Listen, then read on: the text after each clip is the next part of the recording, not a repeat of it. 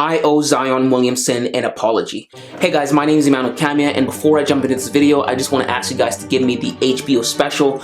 That is the Help a Brother Out, and you can do that by hitting the subscribe button and leaving a like underneath this video.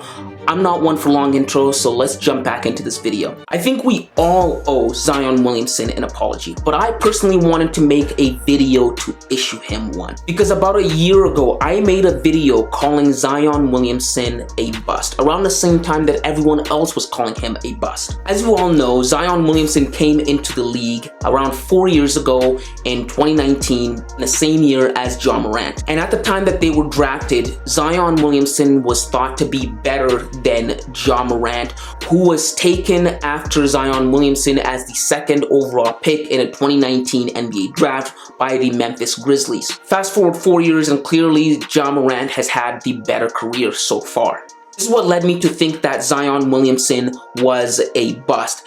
A combination of contrasting and comparing Ja Morant's career in relation to Zion Williamson's career and Zion Williamson's history of injuries. For a few years, it seemed as if Zion Williamson was going to go the way of Greg Oden and Anthony Bennett, both of whom were former first overall pick who fit into obscurity because they failed to live up to their perceived potential. Greg Oden especially. I thought that the way Zion Williamson's career and Ja Morant's career would pan out would be Zion would be Greg Oden and Ja would be Kevin Durant. Kevin Durant was famously taken as the second overall pick. But unlike those two, Greg Oden and Anthony Bennett, Zion's demise would come because of his inability to stay healthy and not a lack of talent. Zion Williamson's actually a very talented basketball player.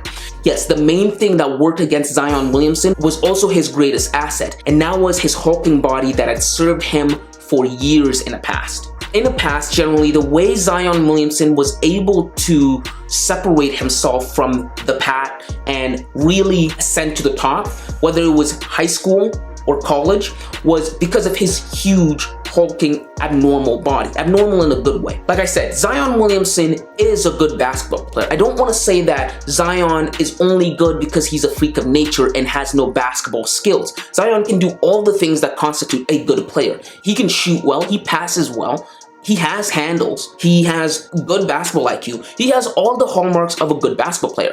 But what I want to highlight is the thing that separated him from all of his peers was his body. It was a huge gift to him. The way he generally played in the past was he would be able to boulderize, push, and bully other players on the floor in order to dominate them. That was Zion Williamson's best asset, his body, and what it allowed him to do on a court. Nearly 99% of all players that Zion has ever played against, whether that is high school or college or NBA, he's been bigger than. But his body being as big as it is brings a lot of wear and tear and a lot of torque on his knees when he moves around. 270 pounds isn't easy to move around, and it's especially not easy to throw around like Zion does. And when you combine that with high flying, it becomes even more glaring to see why Zion was always injured, because that's the way Zion played. Zion played physical. He was a high-flying player.